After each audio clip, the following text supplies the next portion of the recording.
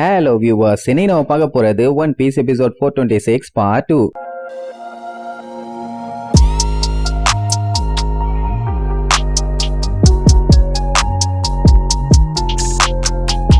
Open பண்ணா போன பாட்டுல நம்மளுக்கு மொத்த பேரும் சேர்ந்து அந்த வீட்டுல ஒரு வழி பண்ணி அங்க இருக்க மலையில போய் டம்முன்னு எடிக்க விட்டானுங்கல்ல. அதுக்கப்புறம் லூஃபி அப்படியே சிரிச்சுக்கிட்டே வந்து எட்டி பார்ப்பான். அந்த பீட்டிலோட மூக்க அந்த மலையில மாட்டி அப்படியே பேன்னு தொங்கிட்டு இருக்கும். என்கிட்ட இருந்து நீ தப்பிக்க முடியாது பீட்டிலு, சாம என் குரூல வந்து ஜாயின் பண்ணிக்க. எனக்கு இந்த நோங்கிற வார்த்தையே காதுல கேட்காது, அதனால ரொம்ப அடம் பிடிக்காம சாட்டு போட்டுன்னு வந்து சேர்ந்துக்கிற வழியா பாரு சென்றாசே, எதுக்குடா டைம் வேஸ்ட் பண்றேன்னு சொல்லி சிரிச்சுட்டு இருப்பான். அந்த டைம் பின்னாடி இருந்து அந்த குட்டி பொண்ணு அது என்னோட பாஸ், அவனை நான் விட்டு தர மாட்டேன்னு சொல்லி வேகமா ஓடி வருவான். யாரா அது புதுசா ஒரு சவுண்ட் கேக்குதுன்னு திரும்பி பார்த்தா, ஏய் பைரட்டு இந்த வாங்கிக்கன்னு லூஃபியோட தலையிலேயே ஒரு ஜம்ப போட்டு அவன் மண்டைய போட்டு கடி கடி கடி கடின்னு கடிச்சு தள்ளுவான். அவன் வலி தாங்க முடியாம அங்கிட்டும் எங்கிட்டும் கத்திக்கினே ஓடிட்டு இருப்பான். இங்க இவனுங்கெல்லாம் அடிச்சு புடிச்சு மேல வந்து என்ன ஐலாண்ட் இது, இதுக்கு முன்னாடி இப்படி ஒரு ஐலாண்ட பார்த்ததே இல்லையேன்னு பேந்த முழிப்பானுங்க. லூஃபி வேற அங்க எங்கன்னு கத்திக்கிட்டே ஓடிட்டு இருந்தவன மறுபடியும் சேட்டை ஆரம்பிச்சிட்டானான்னு முழிப்பானுங்க. அந்த டைமுங்கும் போது அங்க இருக்கிற ஒரு பெரிய குகைக்குள்ள இருந்து ஒரு சில பேர் பதறி அடிச்சு ஓடி வருவாங்க. என்னாச்சு ஒரே சத்தமா இருக்கேன்னு. இங்க இந்த குட்டி பொண்ணு லூஃபியோட மண்டைய கடிச்சு வச்சுக்கிட்டு பைரட் வந்திருக்காங்க கேர்ஃபுல்லா இருங்கன்னு சொல்லி கத்துவா. அவனுங்க எல்லாம் பயந்து போய் ஐயோ பைரட்டா எங்களுக்கு கருணை காமிங்கன்னு சொல்லி அங்கேயே மண்டி போட்டு கெஞ்ச ஆரம்பிச்சிருவானுங்க. இவங்க எல்லாம் முழிப்பாங்க, என்ன திடீர்னு இப்படி கவுந்துட்டானுங்கன்னு. பாவம் லூஃபி வேற படாத பாடுபட்டு இருப்பானா.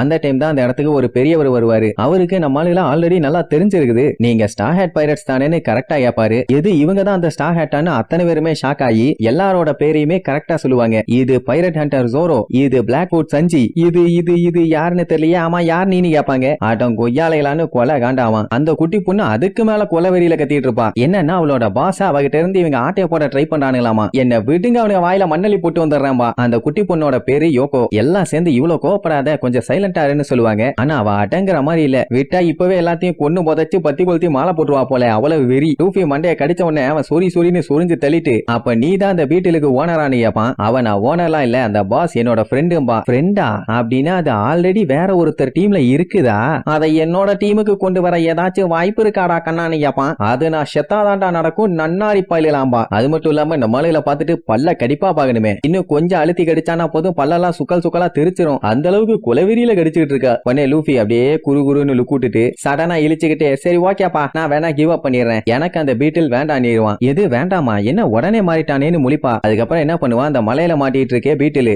அதை அப்படியே கைய வச்சு லபக்குன்னு கேட்ச் பண்ணி கஷ்டப்பட்டு இழுன்னு இழுத்து அப்படியே தூக்கி டொம்முன்னு முன்னாடி போடுவான். நல்ல வேலை அதோட உயிருக்கு எந்த ஒரு சேதாரமும் இல்ல. ஆனா அதுவுமே நம்மளால பார்த்து சம கால இருக்கும். என்ன அதோட மூக்கு தான் கொஞ்சம் வளைஞ்சு போச்சு, தெரியாம அந்த பஞ்சாயத்து நடந்துருச்சுன்னு சாரியும் சொல்லிடுவான். உடனே யோகோ நீ இதை ஜெயிச்சிட்டேன்னு நினைச்சு திமிர்ல பேசுறியான்னு கேப்பா. லூஃபி அந்த மாதிரி எல்லாம் எதுவும் யோசிக்கவே இல்ல. அந்த டைம் அது சிவப்பு கலர்ல மாறி லூஃபி அட்டாக் பண்ண ட்ரை பண்ணும். ஆனா பாவம் அதால முடியாம அப்படியே படுத்துருமா. லூஃபி என்னாச்சு ஏதாச்சுன்னு பதறி அடிச்சு கேட்க போவான். நோ நோ நோ, அங்கேயே அப்படியே அந்த இடத்துல நின்னு பக்கத்துல வந்தீங்கன்னா பல்லுகள் எல்லாம் தட்டி போடுவேன். இப்ப என் பாசுக்கு ஆயிருக்க காயெல்லாம் ஒரு காயமே இல்ல, இதை விட எவ்வளவோ பெரிய பெருங்காயத்தெல்லாம் பார்த்தவன் ஆளு. ஓவர் நைட்ல ஒபாமா ஆகிற மாதிரி ஒரே நைட்ல இதெல்லாம் சரியாயிரும்டா என் டுபுக்கு, அதனால என்ன பண்ணு ஏது பண்ணுன்னு அவனுக்கு தெரியும், நீ பேசாம போன்னு சொன்ன உடனே லூஃபி அப்படியா மேட்ரு சூப்பர் எம்மா. அது மட்டும் இல்லாம நாளைக்கே அது சரியாயி முன்ன விட பெருசாகி இன்னும் ஸ்ட்ராங்காவும் மாறிடுமாமா. உசோப்பு பார்த்துட்டு ஆல்ரெடி 10 யானைய படுக்க வச்ச மாதிரி தான் இருக்குது, இதுக்கு மேலேயும் அது வளருமான்னு கேட்பான். அப்பதான் அந்த பெரியவர் சொல்லுவாரு, இது கொஞ்சம் டிஃபரெண்டான பீட்டிலாமா, இதோட ஸ்கின் எல்லாமே மாசத்துக்கு ஒரு டைம் கல்டு விழுந்துரும், அதுக்கப்புறம் புதுசா உருவாகும். இப்படித்தான் அடுத்தடுத்து நடந்து இது இவ்வளவு பெரிய சைஸுக்கு வளர்ந்துருக்கு அப்படின்னு இப்ப இருக்கிறத விட ஸ்ட்ராங்கா மாறுமான்னு லூஃபி சந்தோஷமா கேட்பான். உடனே அந்த யோகோ ஆமா மாறும், அதுக்கு என்ன பண்ணி கேப்பா. உடனே நம்மளுக்கும் செம ஹாப்பி. அப்படின்னா ஓகே நம்ம நாளைக்கு மறுபடியும் சண்டை போடலாமா, ஏன்னா இப்ப இவங்க ரெண்டு பேத்துல யாரு ஸ்ட்ராங்குன்னு இவனுக்கு தெரிஞ்சாகணுமாமா. யோகோ பார்த்துட்டு என்ன சல்லித்தனமா பேசிட்டு இருக்கான், இவன் கிட்ட நம்ம சண்டை போடுறோம்னு சொல்லவே இல்லையேன்னு சொல்லிட்டு இருக்கும் போதே அந்த வீட்டில் லூஃபிய பார்த்து கத்திட்டு இருக்கும். என்னன்னா இவன் கூட சண்டை போறதுக்கு அது தயாருங்கிற மாதிரி சொல்லுது. சரி ஓகே அதையும் பாத்துக்கலாம்னு சொல்லி ரெண்டு பேரும் மாத்தி கேஷுவலா பேசுவானுங்களா. இந்த பெரியவர் அதெல்லாம் பார்த்துட்டு நல்லா இன்ட்ரெஸ்டிங்கான ஆளா இருக்கான்னு சொல்லி சிரிப்பாரு. யோகோ கொஞ்சம் கூட எதிர்பார்க்கல பாஸ் சண்டைக்கு ஒத்துக்கொண்டு அப்படியே கட் பண்ணா. அந்த பெரியவர் மத்தவங்க எல்லாம் ஒன்னா சேர்ந்து நம்ம ஆளுல ஒரு கேவ் வழியா கூப்பிட்டு போவாங்க. அதுவும் பாக்குறதுக்கு பயங்கரமா பெரிய சைஸ்ல இருக்கும். இது ஆக்சுவலா ஒரு மேஸ் மாதிரி, உள்ள வந்தா எப்படி போகணும் என்னன்னு சொல்லி கம்ப்ளீட்டா குழம்பிடும். அதனாலதான் இந்த இடத்தை இவங்க சேஃப்டி காண்டி வச்சிருக்காங்க. அதாவது இன் கேஸ் ஏதாச்சும் பைரட்ஸ் அட்டாக் பண்ண வந்தானுங்கன்னா இந்த வழியா அவங்க எஸ்கேப் ஆயிருவாங்க. அதுலயும் தப்பிச்சு வர்றதுல நாங்கெல்லாம் வேர்ல்டு லெவல்ல ஃபேமஸ்ங்கிற மாதிரி பில்டப்பா பண்ணுவானுங்களா. உசோப்பு இதையெல்லாமாடா பில்டப் பண்ணுவீங்க வச்சிருக்கேங்கிற மாதிரி கேட்பான். வேற என்ன பண்றது, கிராண்ட் லைன்ல இந்த மாதிரி ஏதாச்சும் குரங்கு பெல்ட்டி அடிச்சா மட்டும் தானே உயிரோட வாழ முடியும். இப்ப ஏன் இவங்களுக்கு இப்படி ஒரு நிலைமைனா, இந்த ஐலாண்ட்ல மிலிட்டரி பவர் சுத்தமா கிடையாது, பக்கத்துலயும் எந்த ஒரு ஐலாண்டும் இல்ல.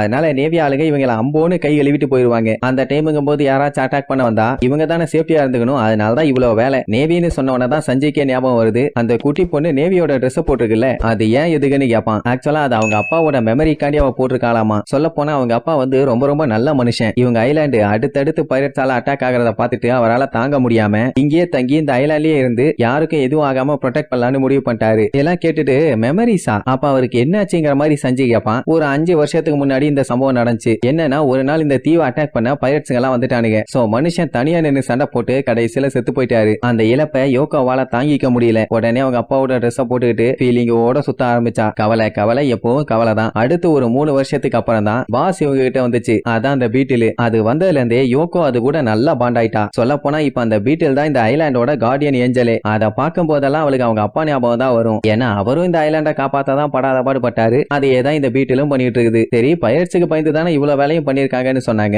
அப்படி இருக்கும்போது நாங்களும் பைரட்ஸ் தான், நாங்க உள்ள வரலாமாங்கிற மாதிரி கேட்பாங்க. உடனே அந்த பெரியவர், நீங்க எல்லாம் மத்தவங்க மாதிரி இல்ல, பேசாம உள்ள வாங்க, எந்த பஞ்சாயத்தும் இல்லாம பாரு. இங்க லூஃபி என்னடான்னா ஜாலியா கத்திக்கிட்டே உள்ள ஓடுவான். அவனுக்கு அந்த ஐலாண்டே ரொம்ப பிடிச்சு போச்சு. ஒன்னொன்னே பார்த்து ஜாலியா ரசிச்சுக்கிட்டே ஓடுவான். அப்படி ஓடுனவன் கடைசியா ஒரு இடத்துல போய் நிப்பான். அந்த வியூவே செம சூப்பரா இருக்கும். என்ன அந்த இடத்த வச்சு பார்க்கும் போதே நல்லா தெரியுது ஹைட் ஜாஸ்தின்னு. மத்தவங்களும் வந்து பார்த்துட்டு அசந்துருவாங்க. என்னன்னா இவங்க வந்த சைடு இந்த ஐலாண்ட பார்க்கும்போது ரொம்ப ரொம்ப கேவலமா இருந்துச்சு. ஆனா இப்போ டோட்டலாவே வேற. அண்ட் அது மட்டுமா, இங்க இருக்க பில்டிங்ஸ் எதுவுமே ஒன்னொன்னு மேட்ச் ஆகவே இல்ல. எல்லாத்தையுமே டிஃபரெண்டா தான் கட்டி வச்சிருக்காங்க. சொல்ல போனா இந்த டவுனே கொஞ்சம் ஸ்டேஞ்சா தான் இருக்குது. அப்ப அந்த பெரியவர் இழிச்சுக்கிட்டே வந்து சொல்லுவாரு, என்னன்னா இவங்க இங்க வந்தப்பெல்லாம் இந்த ஐலாண்ட் இப்படி எல்லாம் இல்ல, இவங்க தான் கஷ்டப்பட்டு இந்த மாதிரி எல்லாம் மாத்திருக்காங்க. ஒரு சில நாட்களுக்கு அப்புறம் அந்த டவுன்ல இருக்க மக்கள் மட்டும் கண்டினியூஸா இங்க வர ஆரம்பிச்சிட்டாங்க. அதனாலதான் இந்த இடத்தோட பேரே அதுவா வச்சுட்டாங்க. லூஃபி எல்லாம் பார்த்து வாயை பொளந்துருவான், நிஜமாவான்னு. உடனே அந்த பெரியவர், வெல்கம் ஸ்டார் ஹேட் பைரட்ஸ், இதுதான் கன்சோன் ஐலாண்ட், இங்க தான் ஈஸ்ட் ப்ளூவோட மக்கள் எல்லாமே வாழ்ந்துட்டு இருக்கோம். அதனாலேயே நாங்க இதை லிட்டில் ஈஸ்ட் ப்ளூன்னு சொல்லுவோம்னு சொல்லுவாரு. பார்த்தா அத்தனை பேர் அங்க வந்து நின்னுட்டு இருப்பாங்க. இன்னொரு காமெடி என்னன்னா, அவங்க எல்லாத்துக்குமே நம்ம ஆளுகளை பார்த்தோன்னா செம ஹாப்பி. இவங்கள பத்தி எல்லாம் தாறுமாறா கேள்விப்பட்டிருக்காங்க போல. ஃபர்ஸ்ட் ஜோரோ கூப்பிட்டு, நீங்க ஃப்ராஸ்ட் மூன் வில்லேஜை சேர்ந்தவர் தானே,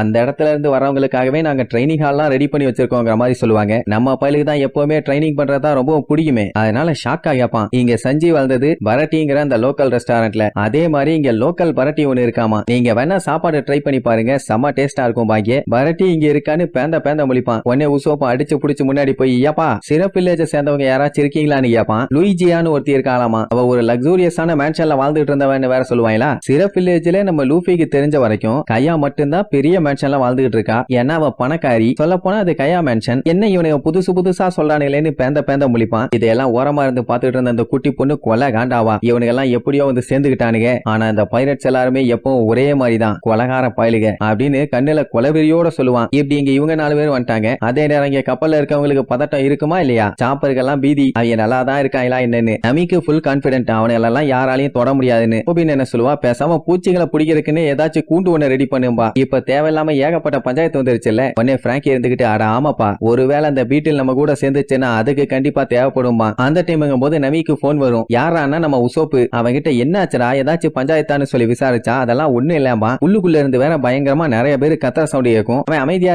இருங்கன்னு சொல்லி போராடிட்டு இருப்பான். எல்லாம் குட்டி பசங்க. இப்ப உசோப் எதுக்கு கால் பண்ணிருப்பான்னா, நமி எங்க கூப்பிடுறதுக்கு. அவளுக்கு அவன் ஏன் கூப்பிடறான்னு கூட புரியல. இந்த டவுனு ஐலாண்டோட அந்த பக்கம் இருக்குது, சட்டு புட்டுன்னு வந்து தொலை, அவங்க எல்லாம் உன்னைய பார்க்கணும்னு சொல்றாங்க. அம்மா யார பார்க்க சொல்றான், என்ன சொல்றான்னு அவளுக்கு ஒண்ணும் புரியாம வாய பொளந்துகிட்டு நிப்பான். ஆனா கடைசியில உசோப்பு, தயவு செஞ்சு வந்துரு, உங்ககிட்ட கெஞ்சி கேட்கிறேன்னு சொல்லி கதறுன்னு கதறுவான். சரி இவளை வர சொல்லிட்டான், இதுக்கப்புறம் சும்மா இருக்க முடியுமா. அவளோட ஸ்கூட்டர் எடுத்துக்கிட்டு சும்மா சல்லுன்னு போவா. போறப்ப தெளிவா சொல்லிருவா, கப்பலை உங்க பொறுப்புல விட்டுட்டு போறேன், பத்திரமா பாத்துக்கங்கன்னு. சார் ரைட்டுன்னு அனுப்பி வச்சுட்டு அந்த தீவை அப்படியே வேடிக்கை பார்த்துக்கிட்டே நின்று இருப்பாங்க. அந்த டைம் திடீர்னு ஏதோ ஒண்ணு கடலுக்குள்ள இருந்து வெளியில வந்து அப்படியே சுத்தி முத்தி எட்டி பார்க்கும். யாரான்னு பார்த்தா நம்ம முதல் சீன்ல பார்த்தா அந்த பைரட்ஸுங்க. இவனை எப்படியாச்சும் அந்த ஐலாண்டுக்கு போய் ஆகணும். ஆனா அந்த இடத்த சுத்தி பார்த்தா ஒரே மலையும் கல்லுமா இருக்குது. இப்படி இருந்தா நார்மல் ஷிப்பால எல்லாம் அந்த ஐலாண்டுக்குள்ள போகவே முடியாது. ஆனா இவங்களோட கப்பல் தான் சப்மரீன் ஆச்சே. நமக்கு அதை பத்தி எல்லாம் கவலையே இல்ல. எல்லாம் உள்ள பூந்து தட்டி தூக்குவன்னு பயங்கரமா வீரவசனம் பேசுவான். ஆக்சுவலா இவனுக்கு எதுக்கு இங்க வந்திருக்கானுங்கன்னா, அந்த பீட்டில பிடிக்கிறதுக்காக. அந்த பீட்டர் ஷிக்கியோட ஹைட் அவுட்ல இருந்து தப்பிச்சு போனது. அதை எப்படியாச்சும் பிடிச்சு கொண்டு போய் திருப்பி ஷிக்கி கிட்டே ஒப்படைக்கணும். அதான் இவனுக்கு வேலை. என்ன எல்லாம் தயாரான்னு ஒரு வார்த்தை தான் கேட்பான். தட்டி தூக்கிடலாம் பாஸ்ன்னு அத்தனை பேரும் கொலவெறியோட